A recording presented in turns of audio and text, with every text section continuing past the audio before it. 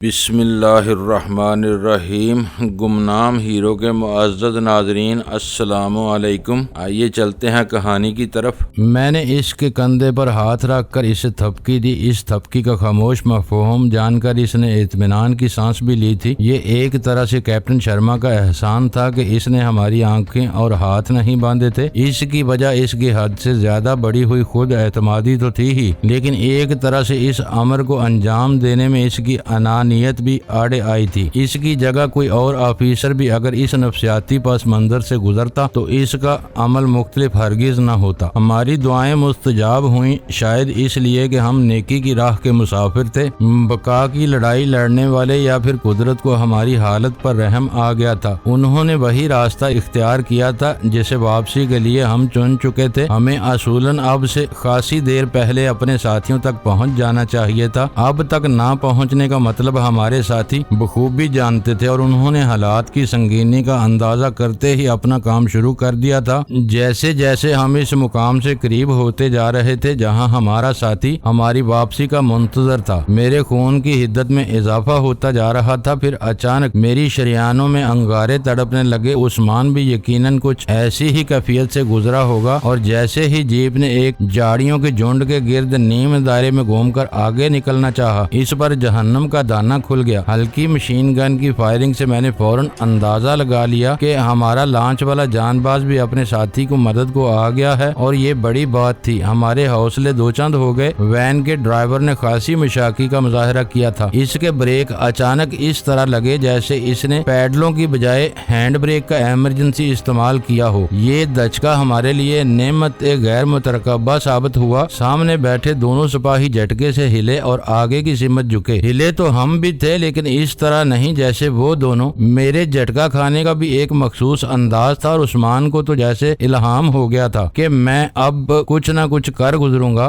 وہ تو فرما بردار بچوں کی طرح گاڑی کے فرش پر ہم تینوں کے قدموں میں بچھ گیا۔ میں اپنے دونوں ہاتھ پیر ان کی طرف جھکا، بالکل ایسے جیسے ان کے منہ نوچ لینے کا ارادہ ہو، حالانکہ میرا قطعاً ایسا ارادہ نہیں تھا۔ میرے دونوں ہاتھ جس شدت سے کھلے تھے اس سے زیادہ شدت سے بند ہوئے، لیکن یوں ہی نہیں، بند ہونے سے پہلے دونوں گردنیں میری ہتھیلیوں اور انگلیوں کے شکنجے میں کسی جا چکی تھی۔ انہوں نے سنبھلنا چاہا، لیکن کہاں، اتنی مہلت انہیں کون دیتا۔ دونوں کے سر میں نے پوری قوت سے ٹکرا دیے۔ اگر انہوں نے فولادی خود پہنے ہوتے تو کوئی بات تھی، ان کے سروں پر تو موٹے کپڑوں کی ٹوپیاں تھیں جن کی حیثیت کاغذ کی دیوار سے زیادہ ہرگز نہیں تھی۔ ان کے سر آپس میں ٹکرانے سے ایسی آواز پیدا ہوئی تھی جیسے دو منہ زور مینڈوں کے آپس میں ٹکرانے سے ہوتی ہے۔ پہلے ہی ٹکراؤ نے ان کے کاسبال نکال دیے تھے اور ان کی گردنیں توریوں کی طرح لٹک رہی تھیں، لیکن حفظ متقدم کے طور پر میں نے دوبارہ ان کے بیجے آپس میں بجا کر رہی صحیح کسر بھی پوری کر دی۔ اس عمل کو انجام دینے میں بمشکل چند سیکنڈ لگے تھے۔ ابھی تک پچھلا ٹرک ناگہانی آفت سے سنبھلنے کے لیے اندھے بھینسے کی طرح دائیں بائیں ہلکورے لے رہا تھا۔ ان غنیمت لمحوں سے فائدہ نہ اٹھانا کفران نعمت کے مترادف تھا۔ مجھ سے پہلے عثمان ایک سپاہی کی اسٹین گن پر قبضہ کر چکا تھا، دوسرے کی گن اٹھانے کی سعادت میرے نصیب میں آئی۔ ڈگمگاتی وین میں سے ہم ایک ساتھ جھاڑیوں کے جھنڈ میں کود گئے۔ جس مقام پر ہم دونوں گرے اور گر کر سنبھلے تھے، وہاں سے چند قدم کے فاصلے پر ہمارے ساتھی نے ان پر جہنم کا دانہ کھول رکھا تھا۔ اس طرف جناب، اس نے اپنی پیٹھ کی طرف اشارہ کیا تھا۔ اس کے لہجے میں چھپے سکون اور اعتماد سے یوں محسوس ہو رہا تھا جیسے وہ اکیلا نہیں، اپنی ذات میں ایک بریگیڈ تھا۔ یہ ہمارا لانچ والا دوست تھا جسے دوسرے ساتھی نے ہنگامی مدد کے لیے یہیں بلا لیا تھا۔ ابھی تک وہ لوگ صرف جیپ پر فائرنگ کر رہے تھے۔ پچھلے دونوں وہیکلز کو انہوں نے حفظ متقدم کے طور پر چھیڑا بھی نہیں تھا، کیونکہ ان کے خیال میں ہم دونوں گاڑیوں میں سے کسی ایک میں ہو سکتے تھے۔ ہمارے دوسرے ساتھی نے ہمیں باہر چھلانگ لگاتے دیکھ کر اسٹین گن پھینکی اور یکے بعد دیگرے وہ وین اور ٹرک پر دستی بم پھینکنے لگا۔ کیپٹن شرما شاید خود اعتمادی کا شکار ہو گیا تھا۔ اس کے وہم و گمان میں بھی یہ بات نہیں آ سکتی تھی کہ ان کی اپنی سرزمین پر ہمارے جان باز اتنی دیدہ دلیری کا مظاہرہ کر گزریں گے۔ ہماری رہائی کے لیے کسی حملے کے امکان کو اس نے رد نہیں کیا ہوگا، لیکن اس طرح اچانک اور اتنی تیزی کے ساتھ ہمارے دوستوں کی حرکت میں آ جانے کا تصور نہیں کیا جا سکتا۔ اس کی بڑی ہوئی خود اعتمادی نے بالآخر اسے مروا دیا۔ عثمان اور میں نے بجائے اپنے محسن کی ہدایت پر عمل کرنے کے اس طرف وے دیٹ اپنایا اور چند سیکنڈ میں اسٹین گن خالی کر دی۔ 3-4 منٹ کوئی اتنا ज्यादा वक्फा नहीं होता कि बुखलाई हुई फौज रात के अंधेरे में दुश्मन की पोजीशन का अंदाजा लगाकर संभल सके। गाड़ियों के जलते ढांचों से कुछ साए चीखते चिल्लाते बाहर जरूर गिरे थे, लेकिन उन्होंने मुकाबला करने की बजाय जान बचाने में आफियत जानी थी और वो लुढ़कनियां खाते हमसे दूर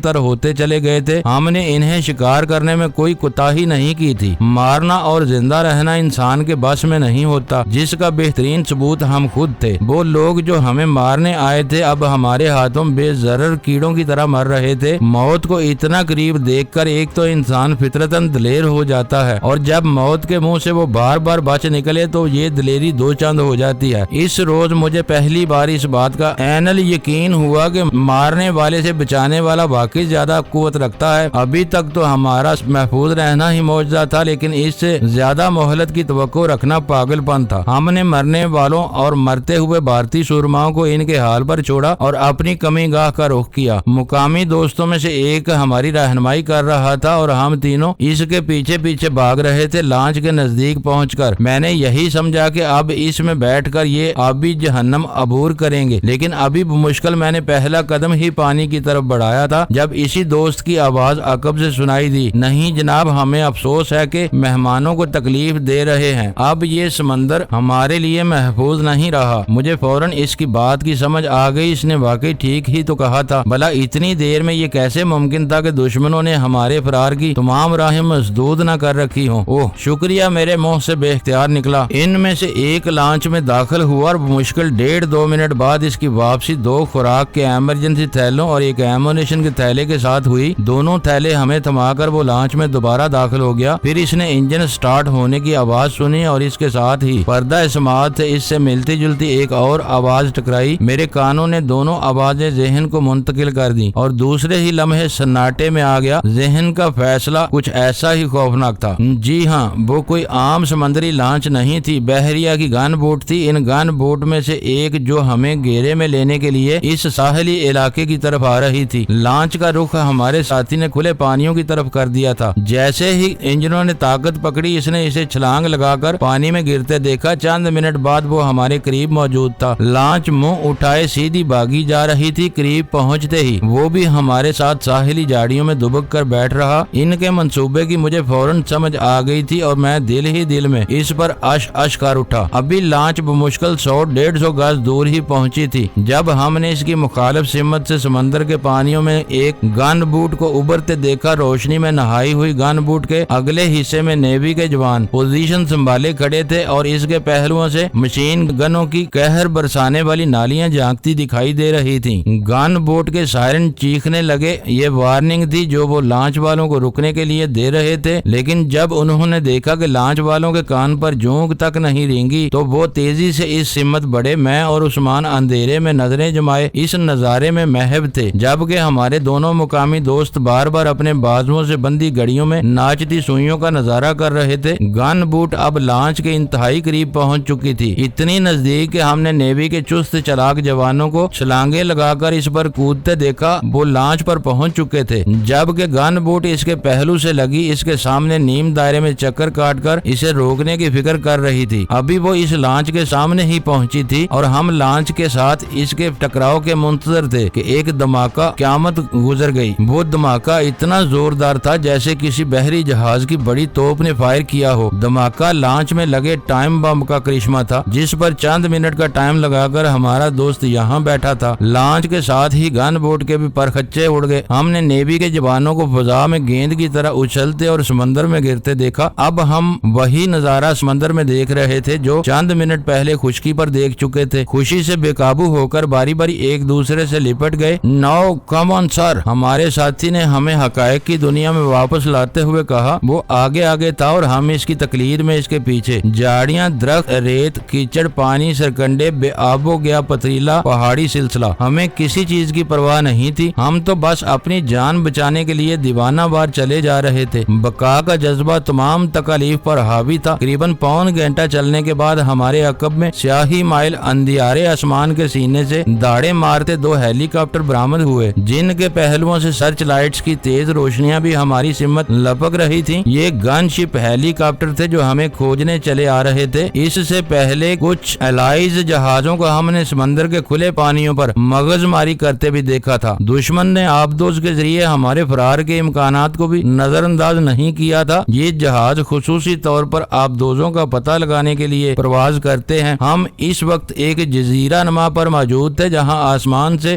باتیں کرتی جنگلی گھاس تھی اور بڑے بڑے نوکیلے پتوں والے درخت جن میں سے دن کے وقت بھی روشنی مشکل چھن کر اندر آتی تھی۔ ہمارے ارد گرد ہیلی کاپٹر اپنے بے سود روشنیاں پھینک رہے تھے۔ ہم گھاس کے جھنڈ میں ایک دوسرے سے لگے دبک کر بیٹھے اسی کا ایک حصہ دکھائی دے رہے تھے۔ 2-3 چکر کاٹ کر اور اپنا اچھا خاصا پیٹرول پھونکنے کے بعد ہیلی کاپٹر واپس اسی طرف چلے گئے جس طرف سے آئے تھے۔ ہمارا سفر پھر شروع ہو گیا۔ میری طرح عثمان کی معلومات بھی اس علاقے کے متعلق نہ ہونے کے برابر تھی۔ صرف مقامی ساتھی ہی تھے جن کے اشارے پر ہم آنکھیں بند کیے عمل کر رہے تھے۔ سپیدہ سحر نمودار ہونے تک ہمارا یہ اندھا سفر جاری رہا۔ ہم نے شاید 15-20 میل کا فاصلہ طے کر لیا تھا اور اب تک راستے میں بمشکل 2 دفعہ ہی کسی آبادی کے قریب سے گزرے تھے اور وہ واقعی آبادی تھی۔ یہ آبادیاں جھونپڑیوں کی شکل میں ہوتی تھی، شاید ماہی گیروں کی بستیاں تھیں۔ پاؤں پھٹنے تک ہم ایک محفوظ ٹھکانے پر پہنچ چکے تھے۔ یہ ایک خشک قطع زمین تھا جس تک پہنچنے کے لیے ہمیں کمر تک پانی سے گزر کر یہاں آنا پڑا تھا۔ راستے میں بھی کئی جگہ گھٹنوں پانی سے گزر کر یہاں تک پہنچے تھے، لیکن اس مرتبہ معاملہ ذرا مختلف تھا۔ پانی میں قدم رکھتے ہی مجھے یوں محسوس ہوا جیسے میں کانٹوں کی سیج پر چل رہا ہوں۔ یقیناً باقی دوستوں کا بھی یہی حال ہوگا۔ یہ کانٹے پاؤں سے اب اوپر کی طرف چلنے لگے تھے اور اپنے ساتھ وہ ایسی ٹیسیں بھی لیے ہوئے تھے جو میری ٹانگوں سے اٹھ رہی تھی۔ یہ تکلیف اب کمر تک آ پہنچی تھی، لیکن خوش قسمتی سے پانی کے اندر ہی تھی۔ پانی سے باہر والا جسمانی حصہ اس آفت سے محفوظ رہا۔ میرے ساتھیوں نے کئی مرتبہ بے چینی سے اپنے ہاتھ جسموں پر مارے تھے، لیکن اس چکر میں جب ایک تھیلا گرتے گرتے بچا تو وہ بھی استقامت سے میری تقلید کرنے لگے۔ خوراک کا تھیلا میں نے اٹھا رکھا تھا، جبکہ ایمونیشن والا ایک مقامی دوست نے عثمان اور دوسرے دوست نے اسٹین گنیں سروں سے اوپر کر رکھی تھی۔ یہ عذاب ہم نے تقریباً گھنٹہ بھر تک جھیلا۔ خدا کر کے اس جان لیوا مہم کا آخری خاتمہ ہوا۔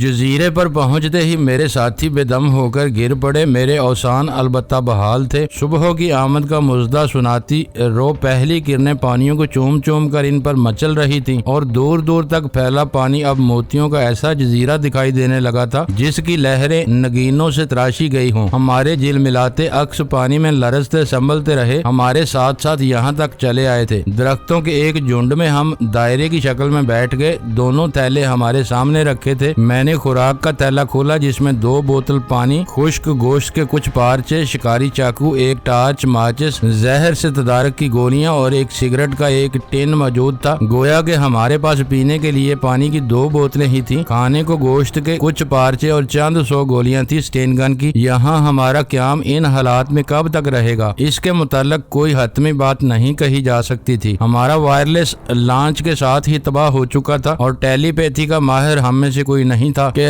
دوسری طرف کوئی پیغام پہنچا سکے۔ نہ ہی ہمارے کلکتہ کے ساتھیوں میں کوئی ایسا صاحب کشف و کرامت موجود تھا جو اپنے علم کے زور سے ہماری قسم پرسی اور دربدری کی خبر لا سکتا۔ ان سب میں چونکہ سینئر میں ہی تھا، اس لیے مجھے ہی اس خستہ حال کارواں کی کمبال سنبھال لی تھی۔ اب تک ہم نے مقامی دوستوں پر صرف اس لیے انحصار کیا تھا کہ وہ اس علاقے کے محلے وقوع سے کسی حد تک واقف تھے۔ آئندہ کے لیے لائحہ عمل بہرحال مجھے ہی طے کرنا تھا۔ بظاہر 2 ہی صورتیں نظر آ رہی تھیں، یا تو ہمیں واپس لوٹیں اور چپے چپے پر ہماری تلاش میں سرگرداں سیکیورٹی فورسز کے ہاتھ لگ جائیں، یا پھر اسی طرح مفروروں کی حالت میں بھوک پیاس کے ہاتھوں مر جائیں، کیونکہ ابھی تک میں نے کسی جگہ انسانی صحت کے لیے قابل استعمال پانی نہیں دیکھا۔ یہاں تو صرف سمندر کا پانی تھا جس کے درمیان خشکی کے کچھ کٹاؤ بن گئے تھے جن پر ہم بھٹکتے پھر رہے تھے۔ سب سے پہلے ہم نے ایک ایک گھونٹ پانی کے ساتھ مختلف قسم کی 2-2 3-3 گولیاں نکلی، پھر گوشت کے ایک پارچے پر باری باری تباہ آزمائی کرنے کے بعد ایک سگریٹ سلگا کر ہم ایک دوسرے کا منہ تکنے لگے۔ نیند کا نام و نشان بھی ہمارے ارد گرد نظر نہیں آ رہا تھا۔ کم از کم اپنے متعلق تو میں یہی کہہ سکتا ہوں کہ خشک گوشت معدے میں اتارتے ہی میں خود کو تازہ دم محسوس کرنے لگا تھا۔ اس جگہ کے متعلق آپ لوگوں کو کس حد تک معلومات حاصل ہوئیں؟ میں نے سگریٹ کا کاش لے کر اپنے مقامی ساتھیوں سے دریافت کیا۔ ہم لوگ کلکتہ کے ساحلی علاقوں میں بھٹک رہے ہیں۔ اس طرف چونکہ ماہی گیر کھلا سمندر نہ ہونے کی وجہ سے کچھ کم ہوتی ہے، اس لیے گشتی بحری پولیس کی آمد کا خطرہ ذرا کم ہے، لیکن اس کا مطلب یہ بھی نہیں کہ پولیس اس طرف ہمارے فرار کے امکانات پر غور نہ کرے وہ یہ اندازہ قائم کر سکتے ہیں کہ ہم اس دلدلی علاقے میں کہیں رپوش ہو گئے ہیں۔ ایک دوست نے بڑی صاف گوئی سے لگی لپٹی رکھے بغیر حقائق سے آگاہ کر دیا۔ مقامی ماہی گیر آبادیوں سے کسی مدد کی توقع، میرا مطلب ہے کہ اگر انہیں لالچ دے کر اس کا کبھی تصور بھی نہ کیجیے صاحب، مقامی دوست نے میری بات کاٹتے ہوئے کہا۔ ان بستیوں میں زیادہ تر اسمگلنگ کا مال آتا ہے اور آدھے سے زیادہ پولیس اور انٹیلیجنس کے ٹاؤٹ یہاں ہوتے ہیں، اس لیے دونوں ہی صورتوں میں ان کے لیے ناقابل برداشت ہوں گے۔ اگر اب ہم اپنا تعارف کسی نئی پارٹی کی حیثیت سے کروائیں گے تو مقامی دادا ہمیں جمنے کا موقع نہیں دیں گے، فوراً پولیس کو اطلاع ہو جائے گی، اور اگر ہم نے مفرور کی حیثیت سے مدد حاصل کرنے کی کوشش کی تو یہ لوگ مال و متاع پر قبضہ کر لیں گے اور پولیس کو خبردار بھی کر دیں گے۔ دوسروں نے خبردار کیا۔ پھر تیسری صورت کیا ہو سکتی ہے؟ عثمان نے ذرا پریشان لہجے میں ان سے پوچھا۔ دونوں دوستوں نے سر جھکا لیے، غالباً وہ عثمان کے سوال کا کوئی مثبت جواب تلاش کر رہے تھے۔ وہ میرے پیش نظر ہے، بجائے ان کے میں نے عثمان کو جواب دیا۔ تینوں کی پر امید نظریں میری طرف اٹھی۔ یہاں سے نزدیک ترین ماہی گیروں کی بستی کتنی دور ہے؟ میں نے ان کی آنکھوں میں جھانکا۔ شاید 1.5-2 میل آگے اور پیچھے بھی اتنے فاصلے پر، جواب ملا۔ ساحل سے وہ لوگ کتنی دور رہتے ہیں؟ بہت قریب، زیادہ سے زیادہ 1-1.5 فرلانگ۔ ان کے اپنے سٹیمر اور لانچے وغیرہ بھی ہوتی ہوں گی۔ کیا مطلب جناب؟ میرے دونوں ساتھی حیرت سے میری طرف دیکھنے لگے۔ ان کی رات کے وقت حفاظت بھی کی جاتی ہے کیا؟ میں نے بجائے ان کے سوال کا جواب دینے کے ان پر اگلا سوال داغا۔ غالباً اب انہیں میرے ذہن میں ترتیب پانے والے منصوبے کی کچھ سمجھ آنے لگی تھی۔ آپ کے سوال کا جواب مثبت بھی ہو سکتا ہے، منفی بھی۔ ویسے ہماری اطلاعات کے مطابق شاید ہی کبھی کسی نے یہاں سے سٹیمر چوری کر کے بھاگنے کی کوشش کی ہو۔ ٹھیک ہے، فی الحال ہمارا منصوبہ کوئی سٹیمر چوری کر کے فرار ہونے کا ہی ہے، لیکن یہ کوئی حتمی بات نہیں، اس میں تبدیلی بھی ہو سکتی ہے۔ میرے خیال میں 3-4 میل کے سمندری علاقے کو تیر کر عبور کرنا کم از کم ان حالات میں ممکن نہیں۔ میں نے اپنا منصوبہ بیان کر دیا۔ تینوں کے چہرے کھل اٹھے۔ عثمان سے تو خوشی کے جذبات چھپائے نہ چھپتے تھے۔ اسے علم تھا کہ میں جو بات کہہ رہا ہوں اسے انجام دینے کا حوصلہ بھی رکھتا ہوں۔ ابھی تک ہماری گفتگو پیش آمدہ حالات سے نمٹنے سے متعلق ہی ہو رہی تھی۔ ہم میں سے کسی نے بھی ایک دوسرے کے متعلق جاننے کی خواہش ظاہر نہیں کی تھی۔ عثمان نے البتہ کچھ تجسس کا اظہار کیا کیونکہ وہ بہرحال سویلین تھا، لیکن دوسری طرف سے جب کسی قسم کی حوصلہ افزائی نہ ہوئی تو وہ چپکا ہو رہا۔ مجھے علم تھا کہ یہ دونوں بھی میرے وطن کے جیالے ہیں، ان کی تربیت بھی میرے سر جیسے سر نے کی تھی۔ راز کی پاسداری وہ بھی میری طرح ایمانت سمجھ کر کرتے ہیں۔ انہیں بھی میری طرح یہی سکھایا گیا تھا کہ خائن کہلانے سے مر جانا زیادہ احسن ہے۔ یہ لوگ اس وقت تک اپنی شخصیت بے نقاب نہیں کرتے جب تک انہیں یہ گمان نہ گزرے کہ اب زندہ بچنے کے امکانات 1% بھی باقی نہیں رہے، اور ایسا موقع کبھی نہیں آتا۔ انہیں یہ ضرور بتایا گیا تھا کہ میں ان کا سینئر ہوں، میرے احکام کی تابعداری میں وہ اپنی جان سے گزر سکتے تھے، لیکن میرے ہر سوال کا جواب دینے کے وہ پابند نہیں تھے۔ اس سلسلے میں انہیں مقامی سپائی ماسٹر کی ہدایت ہی پر عمل پیرا ہونا تھا، جس میں یہ پہلا اصول تھا کہ وہ اپنے مقامی تنظیم اور شخصیات کے متعلق صرف اس حد تک ہی مجھے بتا سکتے تھے جس حد تک معلومات مجھے حاصل ہونا ضروری تھی، اس سے آگے ہرگز نہیں۔ اوکے مائی فرینڈ، فی الحال تو استراحت فرمائیے۔ ممکن ہے سوتے میں ہمیں آج غیب سے کوئی اشارہ موصول ہو جائے۔ میں نے ماحول کو غیر سنجیدہ بنانے کی انتہائی کوشش کی تھی۔ مجھے علم تھا کہ وقتی اثر سے نجات آسان ہے، لیکن کسی بھی عمل کے معبود اثرات سے چھٹکارا پانا اتنا آسان نہیں۔ ہم لوگ مسلسل ایک دباؤ کی کیفیت کا شکار تھے، وطن سے دور، دشمن کے بالکل نرگے میں آئے ہوئے۔ اس کی آمد کا خطرہ ہر وقت سر پر موجود، اور سب سے بڑھ کر یہ کہ بے دست و پا، بھلا 1-2 ہینڈ گرنیڈ یا چند 100 گولیوں کے ساتھ ہمیں یہاں کیا انقلاب برپا کر سکتے تھے؟ ہماری حیثیت تو ان شکاریوں کی سی تھی جنہیں معمولی چھرے والی بندوقیں دے کر شیروں کی کچھار میں دھکیل دیا جائے۔ سب سے زیادہ خطرہ مجھے عثمان کی طرف سے تھا۔ میں پیشہ ور کمانڈو تھا اور میرے دوست تربیت یافتہ ایجنٹ۔ ہم تینوں کے لیے ان حالات کی اہمیت کوئی اتنی زیادہ بھی نہیں تھی کہ اسے دل و دماغ پر طاری کر لیں، جبکہ عثمان کا معاملہ ہم تینوں سے الگ تھا۔ انسانی فطرت کے اس کمزور پہلو کو نظر انداز کرنے کا حوصلہ بھی مجھ میں نہیں تھا کہ ہم میں سے کسی ایک کی بزدلی باقی سب کو بھی مروا دے گی۔ میری کوشش یہی رہی تھی کہ میرے پیارے موجودہ حالات پر دماغ سوزی کرنے کی بجائے فی الحال صرف ریسٹ کریں اور ذہن کو خالی کر کے کسی طرح تھوڑی بہت نیند لے لیں۔ ہم نے شکاری چاقو کی مدد سے لمبی لمبی گھاس کاٹ کر اسے درختوں کے جھنڈ میں بچھا کر بستر بنا لیے تھے۔ کپڑے جنہوں نے چیتڑوں کی شکل اختیار کر لی تھی ہمارے جسموں سے اتر کر سوکھنے کے لیے دھوپ میں بکھرے پڑے تھے۔ ہم صرف انڈر ویئر اور بنیانیں پہنے لیٹنے کی تیاری کر رہے تھے۔ تربیت کے مطابق ایک مقامی دوست اور عثمان تو وہاں لیٹ گئے، جبکہ دوسرا مقامی دوست اور میں پہرا پر دو مخالف سمتوں میں بیٹھ رہے۔ میں سطح سمندر سے کچھ اونچائی پر ایک درخت سے ٹیک لگائے سمندر کی اس ننھے مننے سے جزیرے کے ساحلوں سے اٹکھیلیاں کرتی لہروں پر نظریں جمائے بیٹھا تھا۔ جب بال کھاتی لہروں سے ابھر کر آنسا میرے نہاں خانہ دل میں در آئی، تب سمندر کی لہریں ساکت ہو گئیں۔ درختوں کے جھنڈ اس کی تعظیم میں چپ چاپ ہاتھ باندھ کر کھڑے ہو گئے اور ہوا دھیرے دھیرے پچھم کے رخ بہنے لگی۔ ایک خوابیدہ سی سرسراہٹ وہاں گونج پیدا کرنے لگی تھی۔ یہ میں ہوں لیفٹیننٹ علی، میں جو عنایت ہوں، زندگی کے ساز پر گایا جانے والا ابدی گیت، جسے دیکھ کر یوں گمان گزرتا ہے جیسے بخشوؤں کی کسی پرانی عبادت کے اندھیرے میں اچانک تیز سرخ روشن جاندار مخملی گلاب جگمگانے لگے ہوں۔ میں جو الف لیلوی دنیا کی محرابوں سے نکل کر اچانک تمہاری زندگیوں کے ریگزاروں میں چلی آئی ہوں۔ میری آنکھوں کی گہرائیوں میں مت جھانکو، ان میں ہستی کے وہ سارے اسرار خوابیدہ ہیں جو انسانوں کی نظروں سے ہمیشہ اوجھل رہے۔ میں کیپری کا وہ تصوراتی جزیرہ ہوں جس تک اول تو کوئی پہنچ ہی نہیں پاتا، اور اگر کوئی یہاں تک آ بھی جائے تو میرے گردا گرد پھیلے اتھاہ سمندر کی لہریں مارتی اونچی اونچی موجوں کو عبور کر کے مجھ تک کبھی رسائی حاصل نہیں کر سکتا۔ میری تلاش میں کئی جٹ داریاں صدیوں سے سفر میں ہیں۔ میں ہمالیہ کی ان چوٹیوں پر محو خرام ہوں جہاں پہنچنے سے پہلے کسی رشی منی کو مکتی نہیں ملتی، لیکن جہاں کوئی پہنچ نہیں پاتا۔ مجھ تک پہنچنے کا سفر صدیوں سے جاری ہے اور کرنوں تک جاری رہے گا۔ میرے لیے ازل سے جوگی سنیاس لیتے آئے ہیں۔ میں جنگلوں میں گھومنے والی پر اسرار خوشبو ہوں جسے محسوس تو سبھی کر سکتے ہیں لیکن جس کا سراغ کوئی نہیں لگا سکتا۔ تم مجھے کیا کھوجو گے جسے اپنی قوت ارادی پر بڑا مان ہے، میری یادوں سے کبھی فرار بھی حاصل نہیں کر سکتے۔ اور ہاں، یہ بھی سن لو کہ مجھ تک پہنچنے کی صحیح بھی لا حاصل ہے۔ آخر آگ کے کتنے دریا پاٹ لوگے تم، تمہارے پاؤں جل نہ جائیں گے؟ جانے وہ مجھ سے کیا کیا کہتی رہی، وہ کہتی رہی اور میں سنتا رہا، چپ چاپ سا، مبہوت سا۔ ساحلی علاقے پر پائے جانے والے کچھ پرندے میری دائیں سمت سے آتے اور سمندر کے فراق سینے پر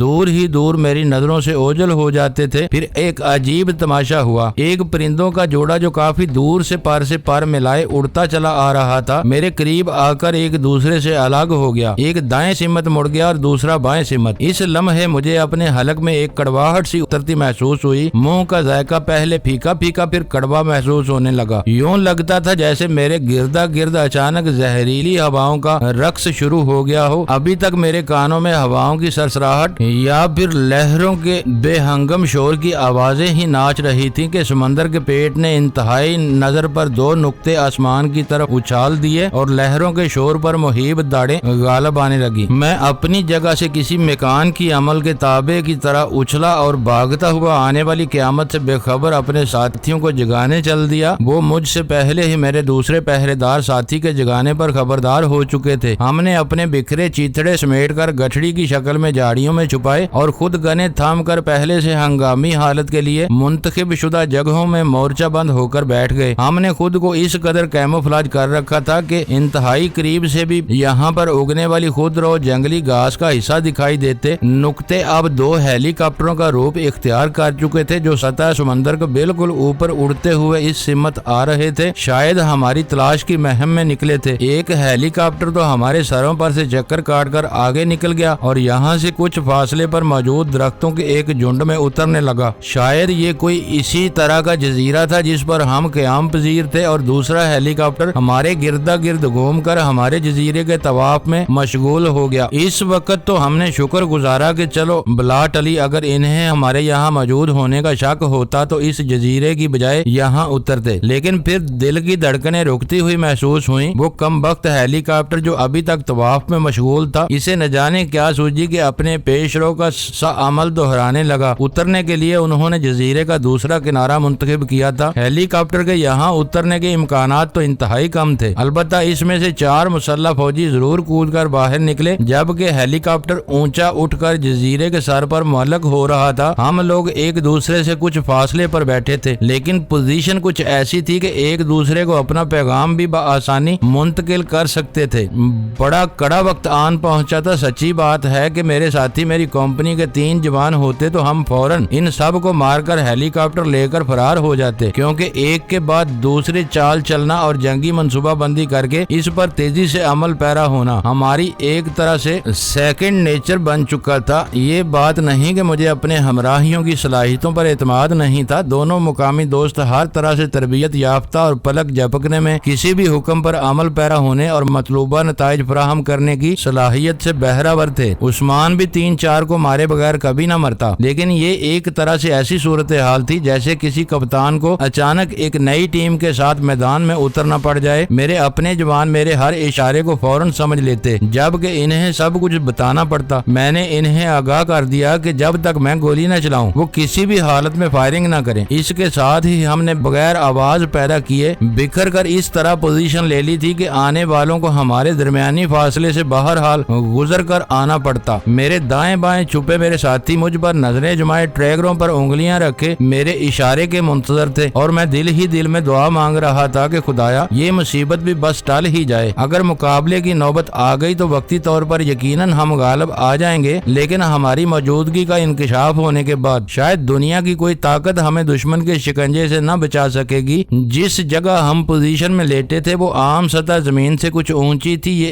एक तरह की पहाड़ी सी थी जिस पर घास इतनी घनी उगी हुई थी कि यहाँ छुपने वाले के नजर आने का सवाल ही पैदा नहीं होता था जब तक इन झाड़ियों में घुसकर इसे न ढूंढा जाए। हेलीकॉप्टर से उतरने वालों की तादाद 4 थी और वो SSG के तरबियत याफ्ता कमांडो थे। ये बड़ी अजीब सितम जरीफी है कि कमांडो से निपटने के लिए बी कमांडो का इंतखाब किया जाता है। SSG के जवानों को न सिर्फ ये कि तखरीबी कार्रवाइयां करने की तरबियत दी जाती है, बल्कि इन्हें तखरीबकारों से निपटने की भी खुसूसी तरबियत हासिल होती है। नौवार्द होशियार कमांडोज की तरह इंतहाई चुकन्ने होकर जजीरे में हमारी आमद के निशानात तलाश कर रहे थे। हमने अपनी दानिश्त में यहाँ अपनी मौजूदगी के हर इम्कान को खत्म कर दिया था और बतौर खास इस बात की एहतियात बरती थी कि हमारी कोई चीज हत्ता के सिगरेट के जले हुए टुकड़े भी इनकी नजर में न आ सके। हमने ये टुकड़े भी जमीन में एक तरह से दबा दिए थे, फिर भी आखिर हम इंसान थे, कोई भी भूल मुमकिन है हम तीनों से न हुई हो, उस्मान ही चूक गया हो। जजीरे को अपने घेरे में लिए जमीन के चप्पे चप्पे को सूंघते अब आहिस्ता आहिस्ता वो हमारी सिमत बढ़ रहे थे। बड़ा डरावना और सनसनीखेज माहौल उन्होंने यहाँ तारी कर रखा था। हमारे सरों पर मुअल्लक हेलीकॉप्टर के पहलुओं से झांकती ताकतवर गनों की नारियां और बेहंगम शोर यहाँ जमीन पर हमारे गिरदा गिर्द मंडलाते फौजियों के बूटों तले आने वाले सरकंडों के चुरमुर होने और इनके हलक से बरामद होने वाली वो आवाजें जिनसे कमांडो महसूरीन को अपनी गलत सिमत की निशानदही कराते हैं ताकि वो धोखे में आकर इस तरफ निकल जाएं या जुम्बश करके अपनी मौजूदगी की निशानदही कर दें। फिर लम्हा बे लम्हा हमारी धड़कनों में इजाफा करते वो हमारे नजदीक आने लगे। सबसे पहले मेरी ही नजर इन पर पड़ी थी। इस लम्हे अपनी बेबसी का एहसास मुझे रुला गया।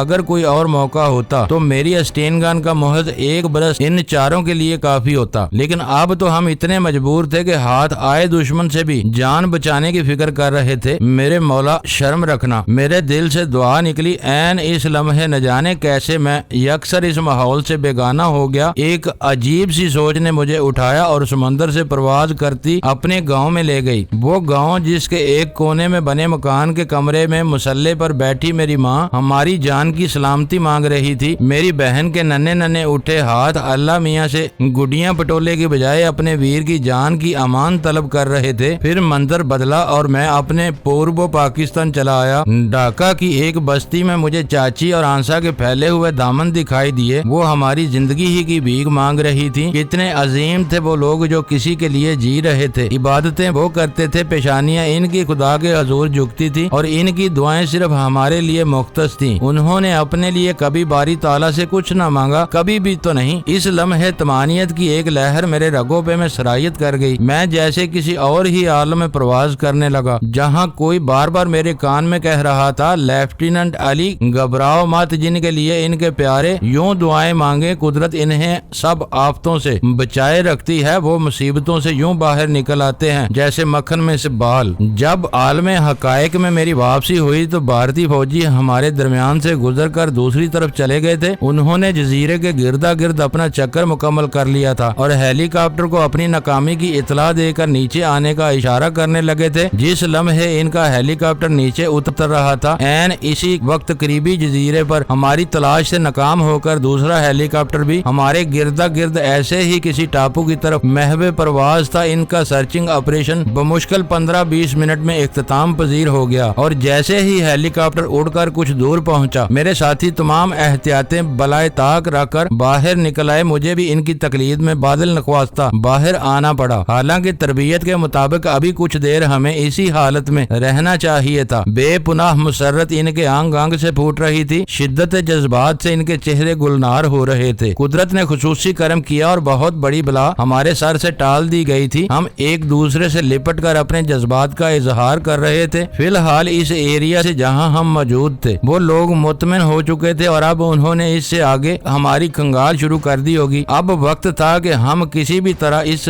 خلا میں سے جو دشمن نے ہمیں بہم پہنچایا تھا ساحل کے اس طرف مہذب لوگوں میں پہنچ کر اپنے لیے جائے امان ڈھونڈتے، لیکن ان تک پہنچا جائے تو کیسے؟ میں سوچنے لگا، یہی سوال رہ رہ کر مجھے پریشان کر رہا تھا۔ میں اکیلا تو ابھی جاڑیوں کا ایک گٹھا بنا کر پار نکل جاتا، لیکن میرے ہمراہی انہیں حالات کے رحم و کرم پر بھی تو چھوڑا نہیں جا سکتا تھا۔ بچپن سے اب تک ایک بات میرے لاشعور میں رچی بسی تھی کہ ایک مبارک ساعت ایسی ضرور آتی ہے جس لمحے دعائیں مستجاب ہو جاتی ہیں۔ میری ماں مجھے بری بات منہ سے نکالنے پر بچپن میں ڈانٹ پلاتے ہوئے ڈرایا کرتی تھی کہ اگر کہیں اس گھڑی میرے منہ سے وہ بات نکلی جب بد دعائیں اور دعائیں دونوں کے قبول ہونے کا وقت ہوتا ہے تو میری خیر نہیں۔ حالات اچھے بھلے عملی انسان کو بھی کبھی قنوتی بنا دیتے ہیں، وہ ان چھوٹے چھوٹے ڈکوسلوں میں ہی پناہ ڈھونڈنے لگتے ہیں۔ اس لیے جب میرے ساتھی پردہ غیب سے کسی اسٹیمر کے ظہور میں آنے کی دعائیں مانگ رہے تھے تو ممکن ہے کہ میری طرح کسی اور کے لاشعور میں یہ بات ہو کہ یہ دعائیں باریاب ہونے کی گھڑی بھی تو ہو سکتی ہے۔ تب میری ماں کے لفظوں کی صداقت کا گواہ بن کر سمندر کی لہروں پر ماہی گیروں کا وہ اسٹیمر ابھرا جو شاید اس طرف شکار کرنے آ رہا تھا۔ عموماً ماہی گیری کھلے سمندر ہی میں کی جاتی ہے، لیکن میرے ساتھیوں نے بتایا تھا کہ اس علاقے میں ابھر آنے والے ان ٹاپوؤں کے قریب ایک ایسی شاندار مچھلی پائی جاتی ہے جو اپنی لذت میں ایک منفرد مقام رکھتی ہے اور جس کے دام بھی منڈیوں میں ماہی گیروں کو عام مچھلی سے زیادہ ہی ملتے ہیں، کیونکہ کلکتہ کے شوقین مزاج رئیس اس کے منتظر رہتے ہیں۔ اگر کوئی اور وقت ہوتا تو ہم خود اس مچھلی کا شکار کرتے اور اسے وہیں بھون کر اس کی لذت آشنائی پاتے، لیکن اب تو ہمیں ڈاماڈول دلوں میں امید کی شمع جلائے ماہی گیروں کی کسی ایسی کشتی یا اسٹیمر کے منتظر تھے جو اس طرف شکار کرنے آئے اور ہم اسے شکار کر لیں۔ جب ہماری زندگی بھر کی ریاستوں کا سمر بن کر وہ اسٹیمر اس طرف آتا دکھائی دیا، پلان بدل گیا۔ دوستو، قدرت نے ہمیں ماہی گیری کی کسی بستی تک جانے اور وہاں سے اسٹیمر حاصل کرنے کی زحمت سے بچا لیا ہے اور ہماری مطلوبہ شے خود ہی ہم تک آ رہی ہے۔ میں مسکرایا۔ ہم دبک کر آنے والوں کے استقبال کو تیار بیٹھے تھے۔ وہ دو ملاح تھے اور وہ سیدھے اسی طرف لنگر انداز ہونے کے چکر میں تھے جس طرف ہمارا ڈیرا تھا۔ اسٹیمر کو کنارے سے لگا کر انہوں نے ایک ربڑ کا بلیڈ بغل میں دبایا اور باہر کنارے پر آ کر بیٹھ گئے۔ وہ تو کسی اور ہی موڈ میں نظر آ رہے تھے۔ اس بلیڈر میں گھٹیا قسم کی شراب تھی جو وہ لوگ خود نکالتے اور جو کلکتہ میں سر عام فروخت ہوتی تھی۔ شراب ان کی زندگی کا جزو لازم تھی جس کے بغیر وہ ایک قدم بھی نہیں چل پاتے تھے۔ ہر اچھے اور برے کام کا آغاز ان کے معاشرے میں شراب خانہ خراب سے ہی کیا جاتا تھا۔ دو تانبے کے گلاس اور ربڑ کے ایک بلیڈر کے ساتھ وہ شغل سے میں نوشی میں مشغول ہو گئے۔ میرے ساتھیوں نے نظروں ہی نظروں میں اجازت طلب کی۔ میں نے انہیں فی الحال منع کر دیا۔ اصل میں چاہتا تھا کہ بیچارے کم از کم اپنے دل کے ارمان تو نکال لیں، لیکن جب میں نے دیکھا یہ کم وقت تو گڑا نوش قسم کے شرابی ہیں اور شام تک پینے کے بعد بھی آؤٹ نہیں ہو سکتے تو کچھ کر گزرنے کا فیصلہ کیا۔ ہم بغیر آواز پیدا کیے ان کے سروں پر پہنچ گئے اور عین اسی لمحے جب ہم موت کے فرشتوں کی طرح ان کے سروں پر براجمان تھے، ان میں سے ایک کی نظر ہم پر پڑ گئی۔ کیا ہے سالہ، کون لوگ ہے تم؟ اس نے بڑی اکڑے پولیس والوں کا لہجہ اختیار کیا اور اس کی بات کا جواب زبانی کی بجائے میں نے عملی طور پر دیا۔ کھڑی ہتھیلی کی زوردار ضرب نے اس کی کنپٹی کو چٹکا دیا۔ وہ بغیر آواز نکالے سیدھا لیٹ گیا۔ اس کا ساتھی پھٹی پھٹی نظروں سے ابھی اس کے گرنے کا نظارہ ہی کر رہا تھا جب ہمارے ایک مقامی نے دونوں ہاتھ پوری طاقت سے اس کے سر کی مخالف سمت میں بجا دیے۔ اس کا انجام بھی اپنے ساتھی سے کچھ مختلف نہ ہوا۔ دونوں بے ہوش ماہی گیروں کو اپنی پیٹھ پر لاد کر ہم وہیں لے آئے جہاں تھوڑی دیر پہلے تک ہمارا قیام تھا، اور چند سیکنڈ میں ان کے جسم کپڑوں سے بے نیاز کر کے ہم نے اپنے چیتڑوں کی رسیاں بٹ کر ان کے ہاتھ پاؤں باندھ دیے اور خود ان کے کپڑے میں نے اور عثمان نے پہن لیے۔ ہمارے مقامی دوستوں کے کپڑے کسی حد تک محفوظ تھے۔ اپنا بچا کچھا کھانا اور پانی کی ایک بوتل ہم نے ان کے قریب رکھ دی۔ ان کے 2-2.5 گھنٹے سے پہلے ہوش میں آنے کا امکان نہیں تھا اور اتنے عرصے میں ہم سمندر تو کیا افق کے اس پار اتر سکتے تھے۔ جب ہم اسلحہ سمیت اسٹیمر میں سوار ہو رہے تھے، یہ باعث اطمینان خیال ہمارے حوصلے ضرور بڑھا رہا تھا کہ دشمن ابھی اس ایریا کو کھنگال چکا ہے، وہ کم از کم یہاں نہیں ہوگا۔ اس کے ارد گرد کہیں ہو تو ہو، لیکن اس کا ہرگز یہ مطلب نہیں کہ ہم بے پرواہ تھے۔ ہماری لوڈڈ اسٹین گنیں کسی بھی وقت چند لمحوں کے نوٹس پر حرکت میں آ سکتی تھی۔ بمشکل آدھے گھنٹے بعد ہم ساحل کے ایک ویران کنارے سے جا لگے۔ اس دوران راستے میں ہم سے کچھ فاصلے پر ماہی گیروں کے اسٹیمر اور لانچیں گزرتی چلی گئیں، لیکن ہم سے کسی نے کوئی تعرض نہ کیا۔ کنارے لگتے ہی ہم نے اپنا اسلحہ ضائع کر دیا۔ اب اگر وہ ہمارے کام کا نہیں تھا تو دشمن بھی اس سے کوئی فائدہ کیوں اٹھاتا؟ پھر وہ اسلحہ سمندر میں غرق ہو گیا اور اسٹیمر جس میں ہم نے 15-20 منٹ کی جان توڑ مشقت کے بعد ایک سوراخ پانی داخل ہونے کے لیے بنا دیا تھا، نظر سمندر کر دیا۔ اسٹیمر لہروں کے دوش پر ہماری نظروں کے سامنے ڈوبتا ہوا دور ہی دور ہٹتا چلا جا رہا تھا اور پھر دیکھتے ہی دیکھتے وہ غرق ہو گیا۔ معزز ناظرین، لائک کریں، شیئر کریں اور کمنٹس باکس میں پاک آرمی زندہ باد، پاکستان پائندہ باد کا نعرہ ضرور درج کر کے اپنے ملک پر فخر کریں اور پاکستان کی بنیادیں مضبوط کرنے میں اپنا کردار ادا کریں۔ ویڈیو دیکھنے کا شکریہ۔ معزز ناظرین، اپنا خیال رکھیے گا اور ہمارے چینل کا بھی۔ ISI پاک آرمی زندہ باد، پاکستان پائندہ باد۔